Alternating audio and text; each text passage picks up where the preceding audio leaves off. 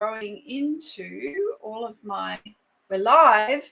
So I believe that Reg has sorted all of the background, going live to YouTube, going live into my personal page, and going live into the group. So good morning, everyone. I am Lucia, and I am the CEO and founder of Global Business Academy.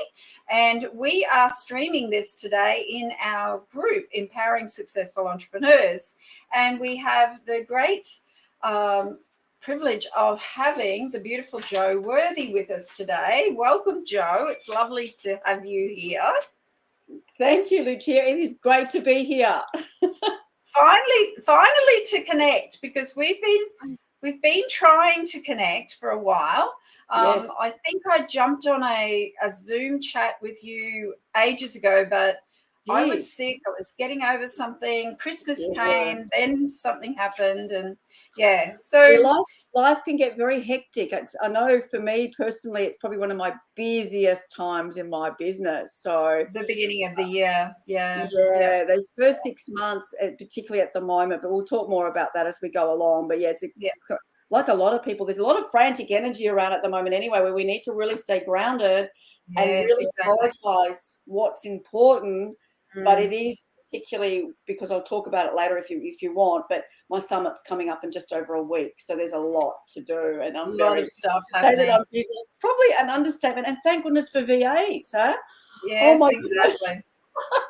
Exactly. So I'd just like to welcome Amanda. Good morning, Amanda, and good morning, Rika. It's lovely to have you here. Jo is the creator of the Worthy, Wealthy, Wise Woman movement, which includes a yearly live event, which is what you're talking about right now. So you'll fill us in on that.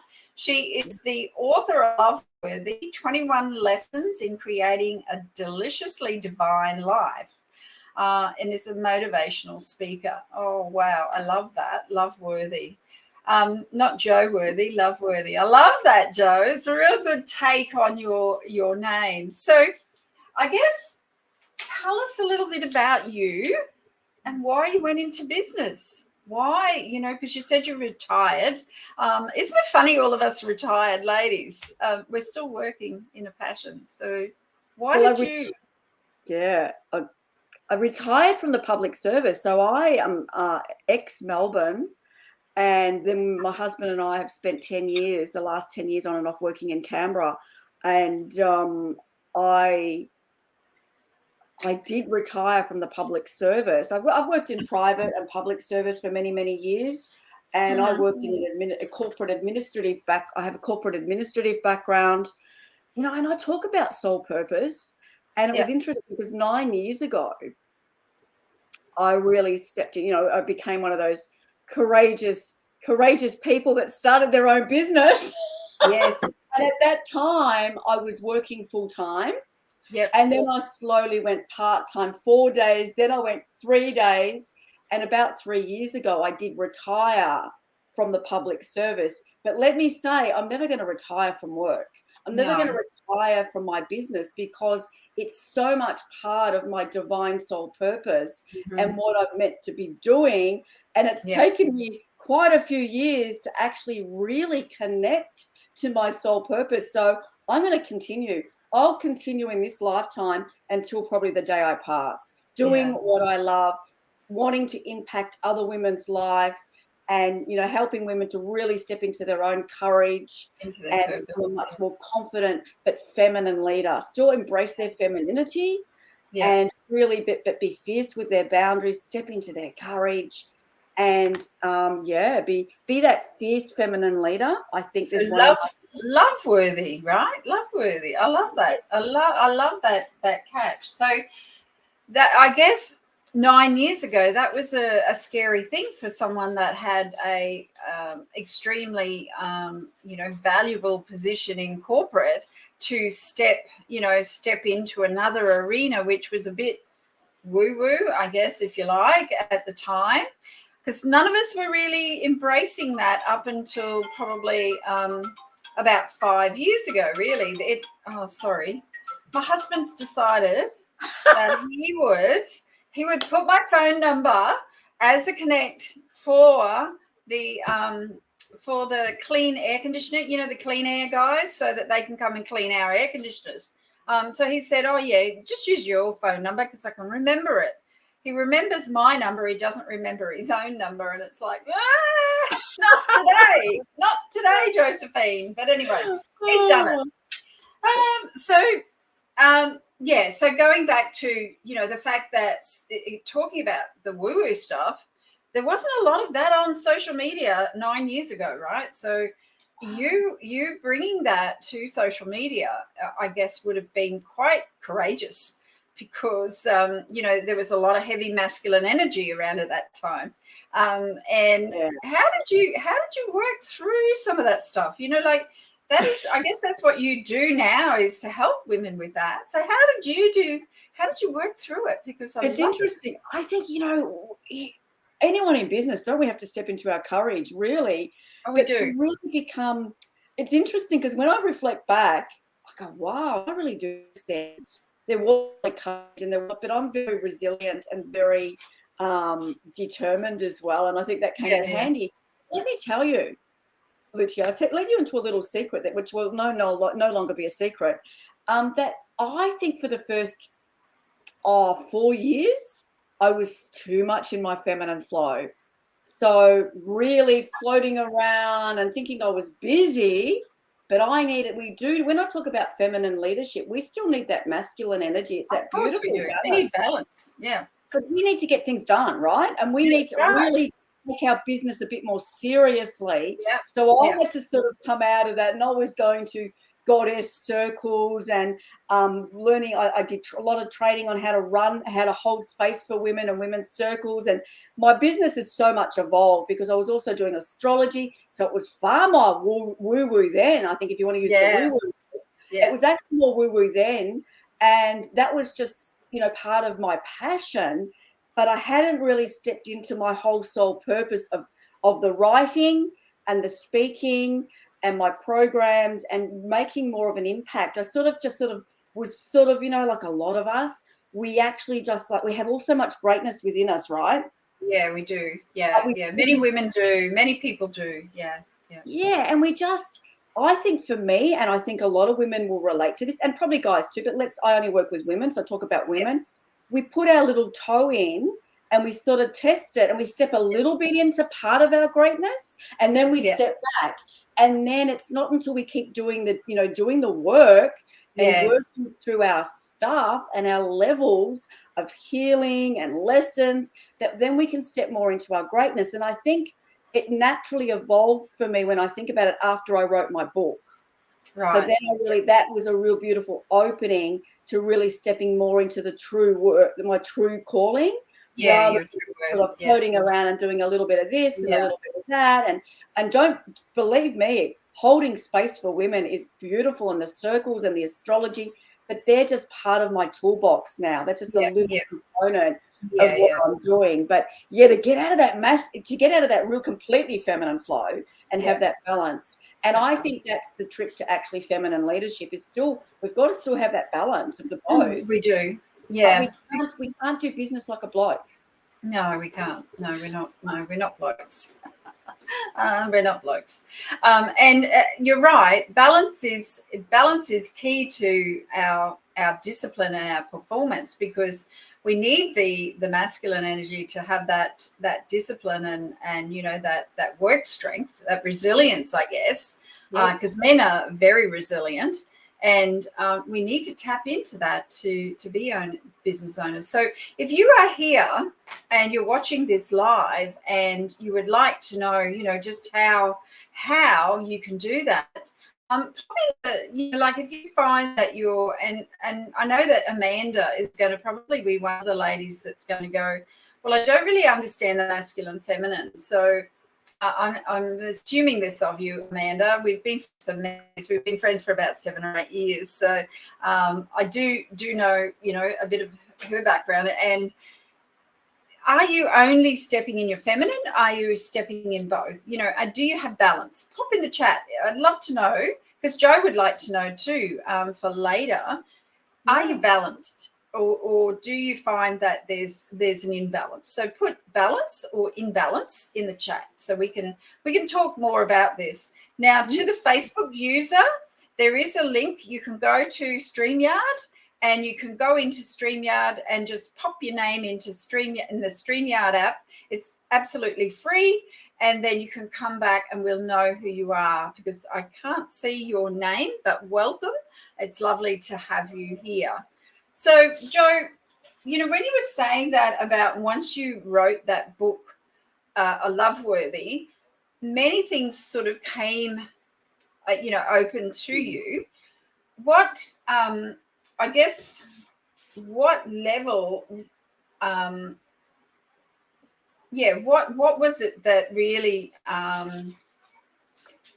changed for you after you wrote the book? You know, like what were the changes that happened in your life? Because, you know, I see people say that once they write a book, there is these massive changes in their mindset and their true inner.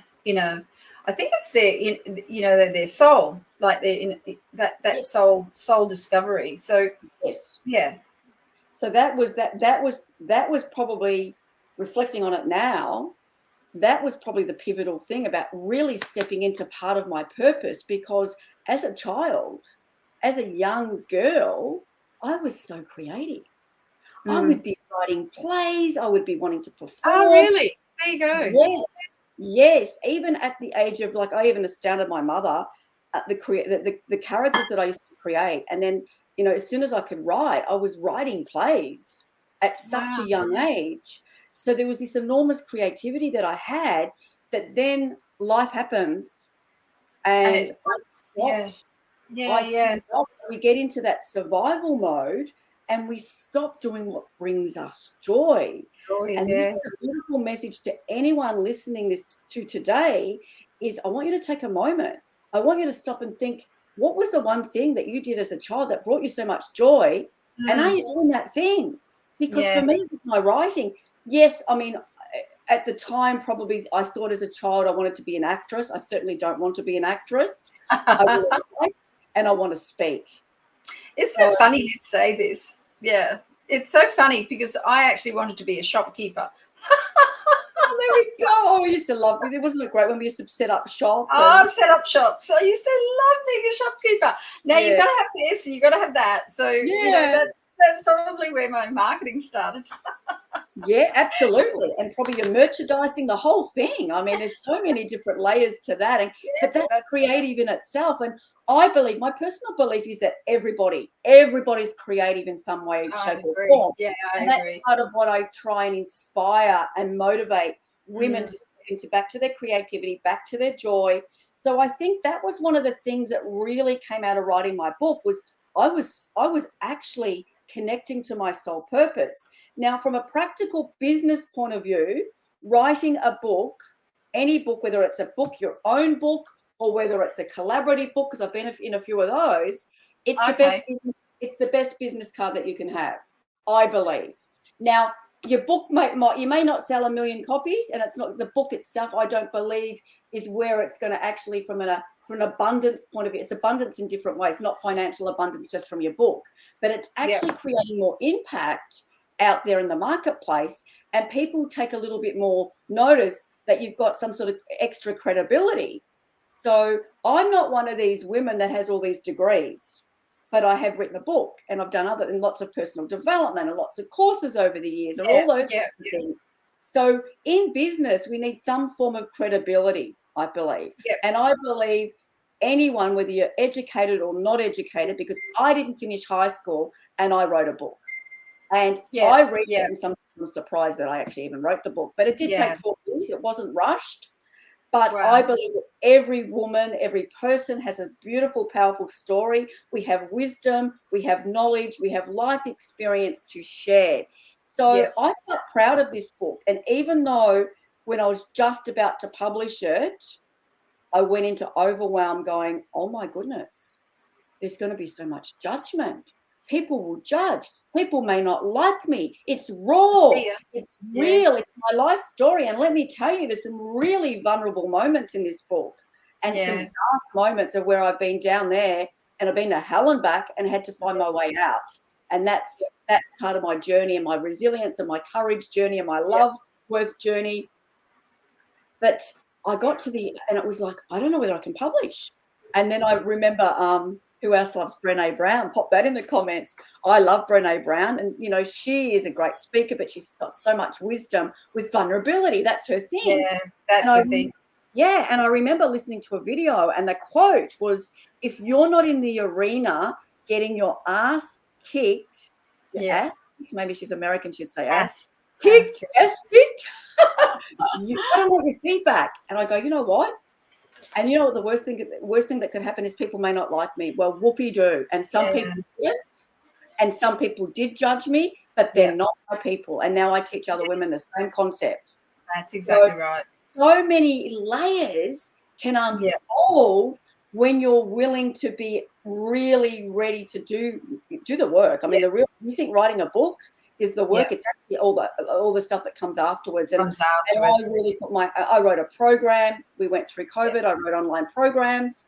A whole lot came from just stepping into my soul purpose. That is the one biggest message, and I speak about this a lot, that once you start listening, and go back. Maybe even go back to some of the things that you used to do that brought you joy, because maybe that's part of your soul purpose, but not always, because the other part of soul purpose, because writing's one of them, but speaking's my other one, and that was my scariest thing I could possibly do.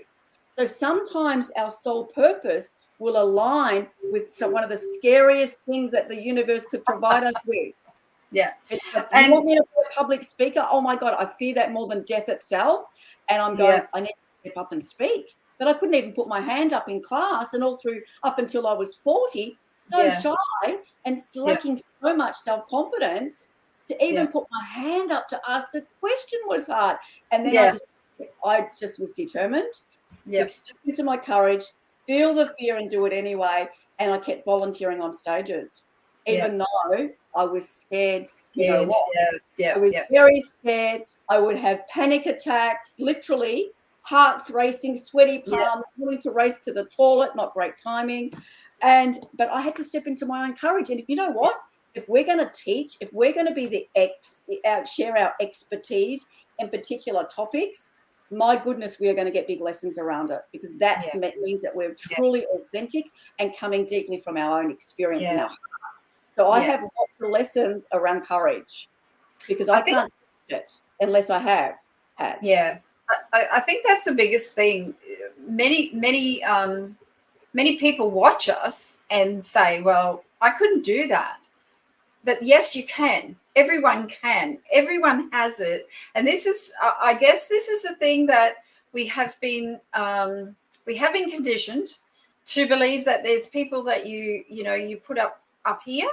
Unfortunately, we are all the same. If you go and follow actors, if you go and follow, inspiring entrepreneurs, they've all got a story. They've all gone on that journey. They're not just making it up. No. And the same with us, we've all got stories. And I guess, when you open up to that story and embrace what has happened and what is happening in your life, that is when you can truly be honest and you can speak clearly, because you know that you're just showing yourself. You're not being someone that you're not. And I guess that whole authenticity and unique. It's right, but it's more than that. It's more than authenticity, and it's more than unique. It's coming from within.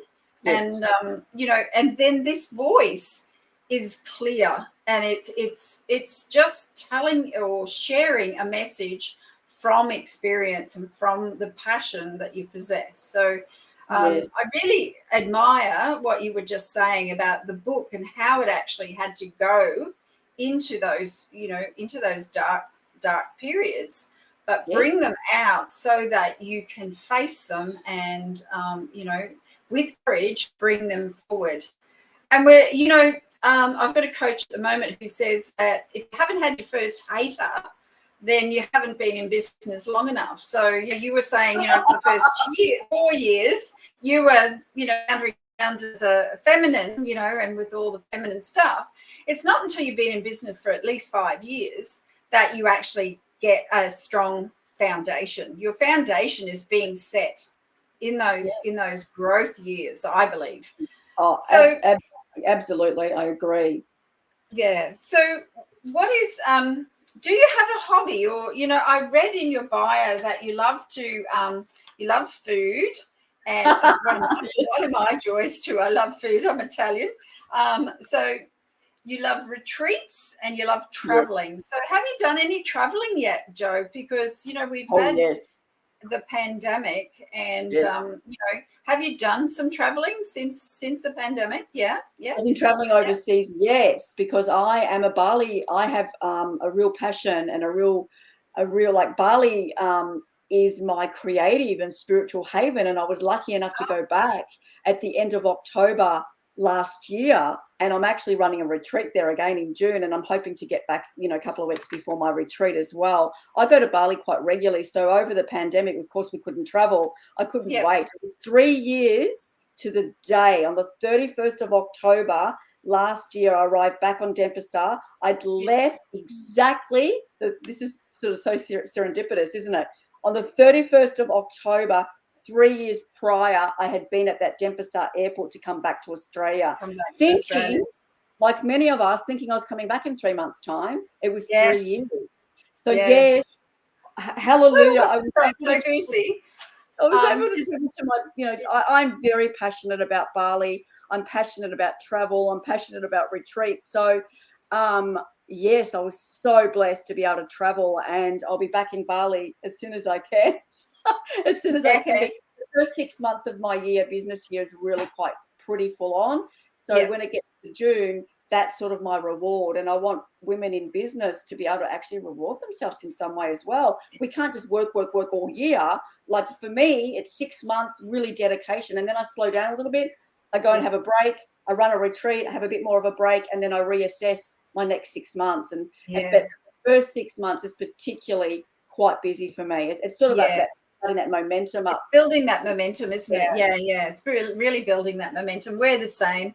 We've hit the ground running February. We had all of January off, but February hit and we're like, let's go. So so I love that you love to travel. I like Thailand. I love Thailand. I went there on my honeymoon. Oh, I love Thailand. I just love Thailand. It was my first trip. And I guess that's the thing, Bali might have been your first trip, but I just truly love Thailand. It's just such a beautiful place. But my passion is Italy. I love Italy. Italy is my most favorite travel destination in the world because I have family there. So I spent many months over there. Yeah. Look, I've been to Rome and I've been to Florence. And absolutely, I wish we had more time in Italy, and I wish we had more time in France, even parts of Europe. It was just amazing. So Bali wasn't actually the first place I traveled to. Many years ago, the first place I went to was Hawaii for a conference. Really? It was actually for a conference when I was in multi-level marketing, believe it or not, and I got up to director level, and I went to Hawaii, and it was incredible. I loved it, and that started my travel bug all the way back in 2001. So we've got Ariel here. Ariel says he wants to travel.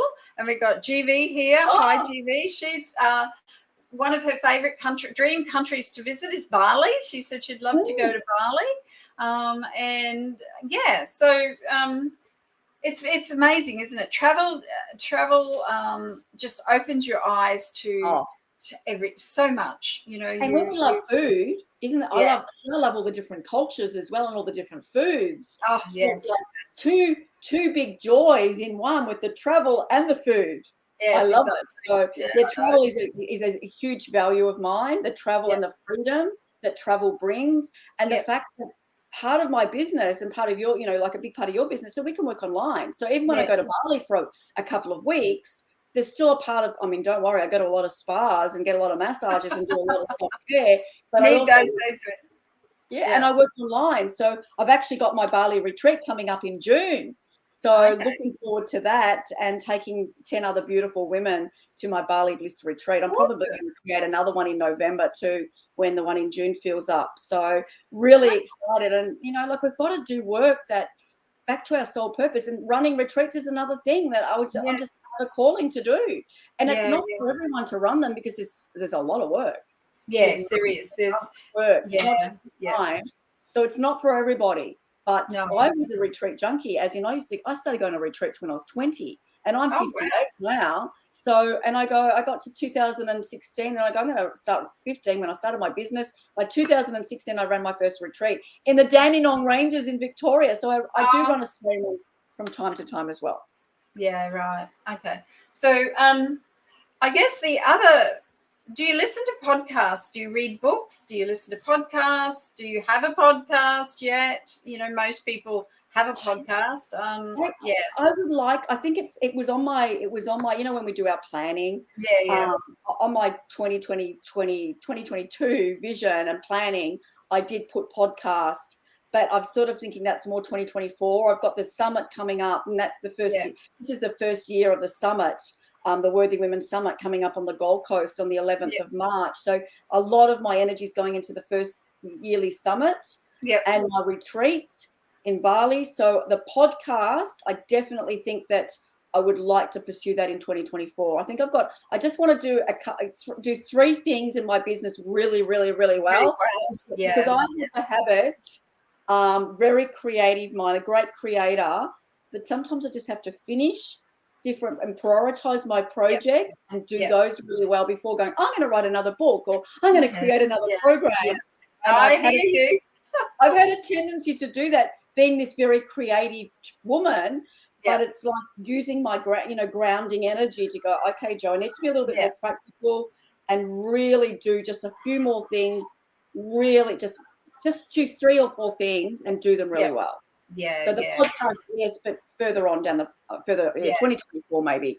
Yeah, I think that makes sense. And I guess it is something that many people that start in business can get, really confused about, because they want to do X, but then they see Y, Z, and all the other ABCs, and they get confused. Dispersing their energy too much. Yeah, exactly. Diluting. And when you dilute that, you really don't stay grounded in who you're helping, how you're helping.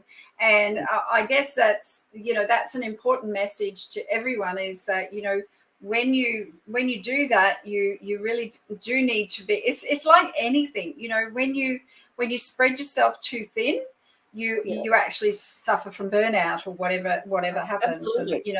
And, so you've got to bring yourself back in. Yeah. And it's sort of, we end up doing like too much for everybody else, too many things in our business. We get burnt out, we feel let down, frustrated, tired, exhausted, and it's like we've got to come back and just what's really our core purpose? What's our soul path, our purpose? And really and that's how we're going to step more into our greatness. By bringing it all back and doing those. Less is more. Let me say, less is more. It's such a true quote, isn't it? It is such a true quote. I know Denise Dufford Thomas. Dufford Thomas, is it? Yeah, Duffy. Yeah, look at that. Look, she's got to slow down. You got a lucky bit, and she's also got the chillpreneur, and it's almost that women need to slow down to speed up. Yes, that's right. I think that I know she's on that concept of really. I have got her book. I would like to read it. You asked about books. I'm actually reading Daring Greatly by Brené Brown at the moment. Oh, okay, yep. I'm actually reading this one, Lucky Bitch, and she's great. And there's another one too. She's got 4. I think she's got 4. So I'm reading all of those at the moment. No, she's very good, Denise. She's done, and she's a really beautiful example of an female Australian entrepreneur who's done so well. Yeah, so well. So let's celebrate. Let's celebrate all those women, and let's really, rather than compare and think I can't do that or I can't do this, step into your own greatness and let's celebrate other women doing great things, because they're Absolutely. enormous great role models for us. Yeah, they are. They are. Yeah, yeah, it's beautiful. So, do you have a short-term or a long-term game plan for your business? Like, what is the long-term and what's the short-term, or do you just have one? No, I have. What do you mean? Do I have just a long term or a short? I've got short term and I've got long term. And a long-term, yeah. Because Yeah. I'm a visionary as well, so I see the big picture. But there's all Mhm. those steps to get there, so we have to be patient. We That's have to right. be patient, and we have to trust. And this might sound a bit woo-woo to some of your people, but we have to trust divine timing. We Yes. really do. So my big vision is I've created this movement. It's called the Worthy Women Movement. I got rid of some of the W's. So instead of Yes. the worthy, wealthy, wise woman, it's a lot of W's. It's a bit of a tongue tie. Yeah. And my PR media person said to me, Jo, you need to make it a bit more simple. It's the Worthy Women Summit. Of course, I Yeah. want women to still rise in their worth and their wealth and their wisdom, but it's the Worthy Women Movement that I've created. So I started off with a vision about this big event, which is now called the Summit, the yearly summit. And now it's actually starting to come out as a movement. So my vision is that I do these summits yearly. The Worthy Women Summit. It's a yearly event, and where women come together. I've got beautiful speakers. It's empowering, it's inspiring, it's motivational, it's business wisdom, it's personal development, and to actually extend on that each year, and for it to be a really well-known summit, and the summit that women just want to go to every year. They look forward to going to this Worthy Women Summit. And then part of the movement is also my book project that I'm collaborating with the gorgeous Charlie Fowles, who's a book publisher and a book coach. So that I see that book, we're onboarding authors right now for rising in worth, wealth, and wisdom. So check, come and talk to me if you want. Any of your people want to actually become an author in our particular book, come and speak to me about it, connect with me. But this is going to be a yearly book. So it'll be a yearly summit, a yearly book, and I will also be creating 2 Bali retreats a year. At the moment, it's been 1 in my vision, but now I'm actually creating 2 Bali retreats a year. Okay. The book project every year and the yearly summit. So I see that as this movement, the Worthy Women movement, being very well known and out there in Australia and even expanding overseas. Yeah. That's my vision.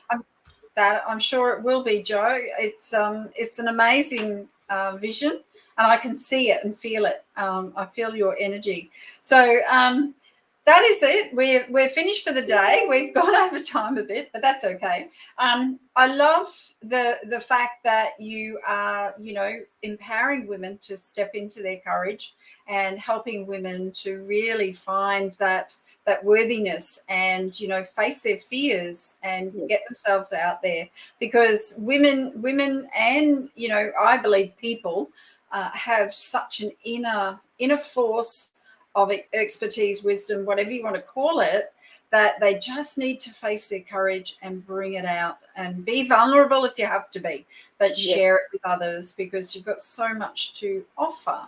And if you don't, you're So speak with courage. Speak with courage and get yourself out there. So thank you so much, Jo. I'm sure you've got if someone wants to have a chat with you, have you got a Worthy Woman call that you could do or something like that? Do you have anything like that? I can definitely organise a free session, and we can have a chat, and how I can help you. And what might suit you at this time. But I do really specialise in helping women step into their courage, and that changes everything, because we stop worrying about what other people think, and we can achieve so much more and really step into our greatness. And that's what I want every woman to do: step into their courage, step into their greatness, and do work that lights them up, that soul calling. And then you can create your own version of your deliciously divine life. Absolutely. So the Facebook users have all Facebook user has said, thank you, lovely ladies, listening and watching you both and enjoying this. Ladies, got to get to my appointment. And the other ladies of Reg and GV have both said, thank you so much, ladies, and we'll see you again soon, Jo. So thank you so much, and bye, everyone. We will see you again next week with another interview. And we look forward to empowering as many women and men as possible. So anyone that wants to feel empowered, let's talk.